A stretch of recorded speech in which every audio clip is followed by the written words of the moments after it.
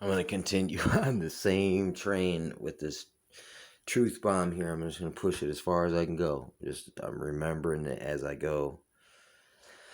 And I had 2 follow-ups, so I guess 3 times a charm, right? So, compartmentalization, the division of something into sections or categories. Fear of leaks led top officials to order the extreme compartmentalization of information. So it's like, I find that funny about how that talks about fear of leaks. So the whole thing about compartmentalization, that's kind of like, look, the whole thing of triangulation is a form of triangulation, okay? So when it comes to triangulation, what it is, you're keeping the old source of supply that the woman's about to discard, and she's compartmentalizing in a way. Look, she'll give intelligence to the new groomed source about the old source, but at the same time, she's not going to leak back the information back to the source that she plans on discarding anymore. That's compartmentalization. So it's kind of like, once people have been targeted and harassed and cyber snitched on, that they're not they're not handled, they're not lectured up. Like, all of a sudden now they don't catch these secret texts where it tells them, like, all right, they're gonna be over there, and like, and they're left out of the loop now. That, yeah, man, when you hear this particular when you hear the weird siren from Purge go off, we need all y'all to saddle up and meet us over here at the designated rendezvous place.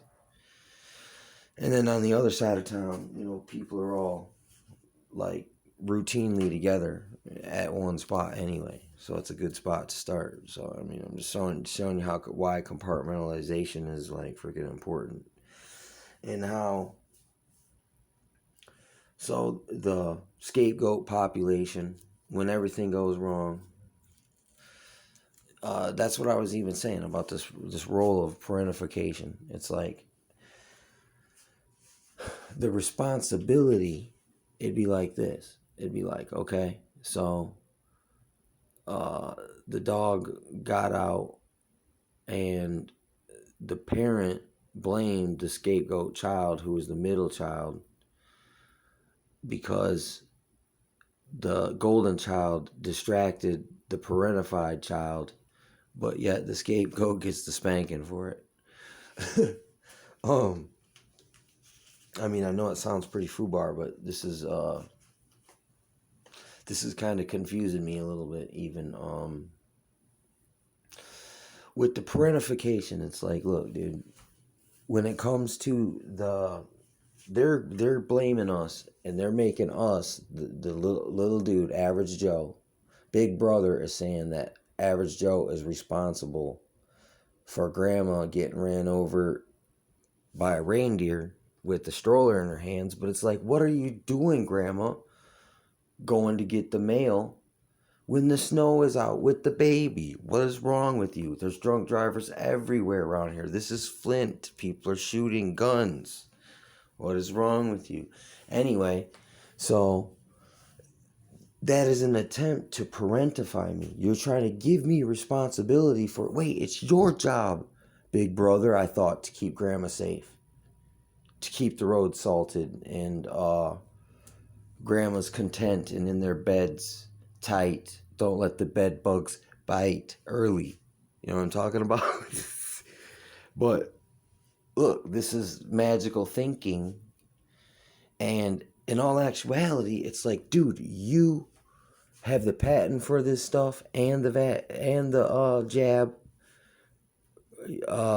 for the cough and the jab, and you're trying to make me take responsibility because you let uh, uh, you let it leak into bats, and then it leaked back around from a laboratory in a different country, and I'm responsible for this somehow, and you are telling me if anything goes wrong, I can't sue the company that is forcing me to take this for my own good and everyone else's own good.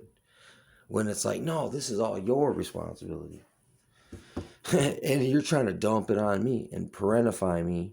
And you're even being parentified as if you're doing it on behalf of the greater good, as if the big brother is the greater good.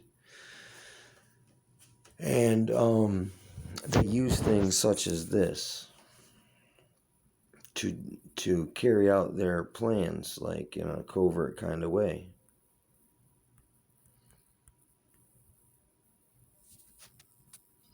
There you go. Flying monkey is a term used in popular psychology mainly in the context of narcissistic abuse to describe people who act on behalf of a narcissist towards a third party, usually for abusive purpose. The phrase has also been used to refer to people who act on behalf of a psychopath for a similar purpose. You see that? Psychopath, narcopath, for a similar purpose. I mean, a psychopath and a narcopath are like, it's their end result behind socialism, communism, and fascism. In the end, it's all totalitarianism.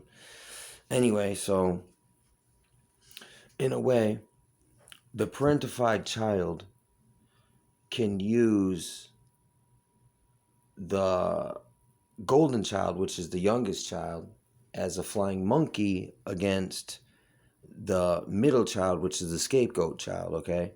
For instance, she could say, you know, mom said you need to be in bed by 7 or you're going to get bed bugs. Like, look, so, and the mom may have said, hey, make sure, little Susie is in bed by fucking, like before too late, okay? It's gonna be a long night down at the club, and so uh but instead the kid becomes a flying monkey, and even as she passes the message, passes it wrong and with evil like little like word curses behind it, okay? That's like, if you don't do what it or says, Eeyore, but if you don't do what Eeyore says, Grandma's gonna get ran over by a reindeer. And you know, Grandma likes to walk around late at night in blizzards with stroller, and it's all your fault.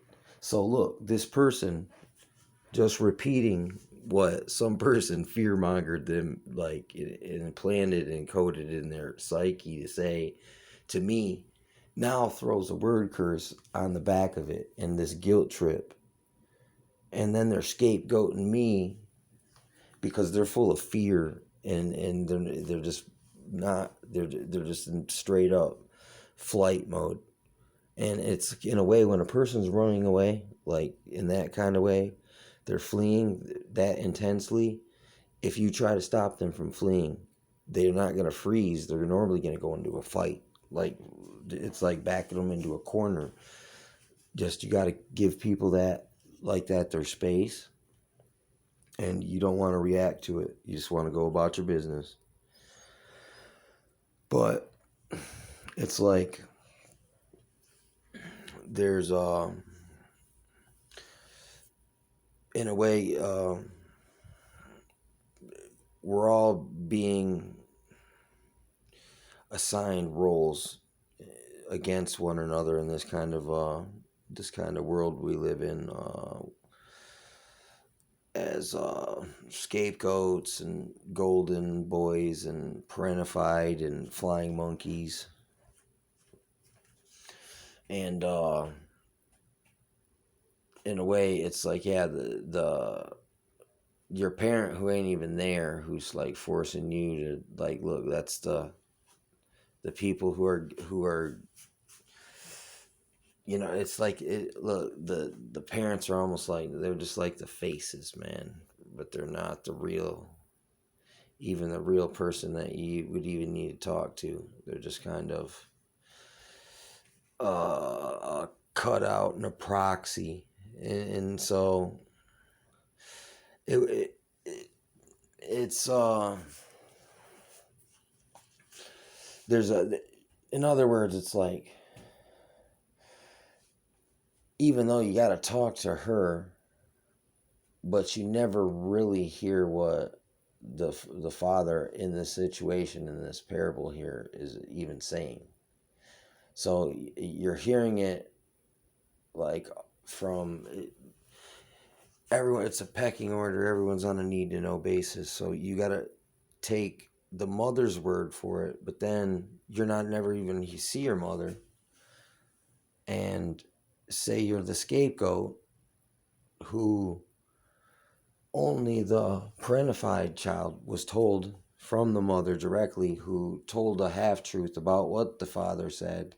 And then she tells the golden child, well, this is what mother said.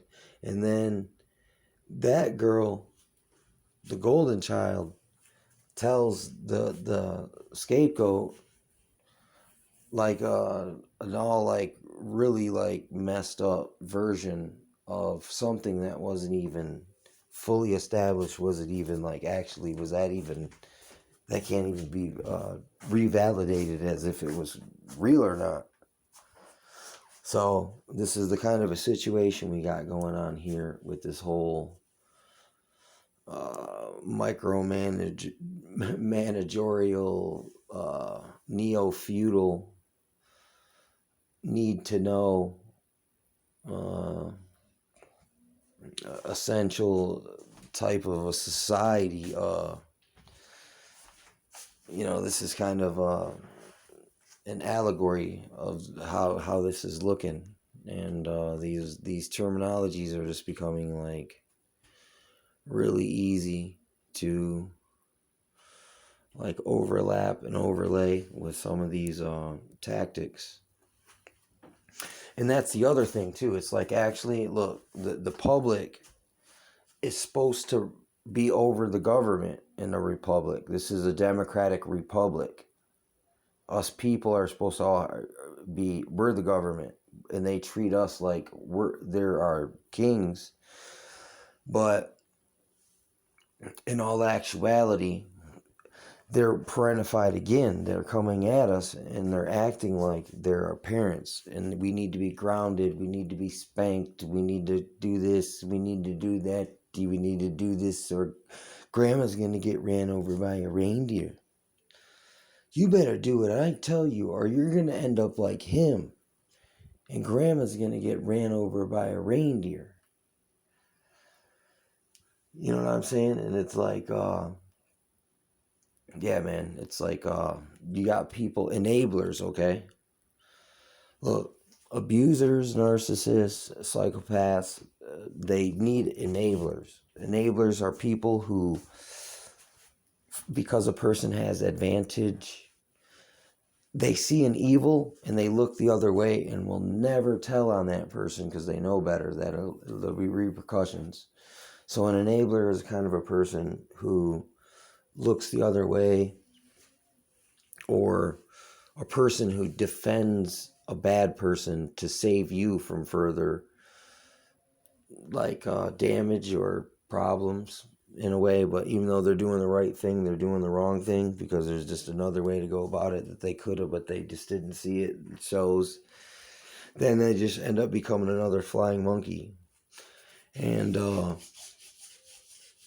it's just crazy. This stuff just continues to just intertwine, and it's weird, man, because it is fractal. It just kind of works that way, man. Sometimes you'll be looking at a thing, you'll think it was a thing, but it's really just a fragment of a different pie that makes this different bubble. It's weird.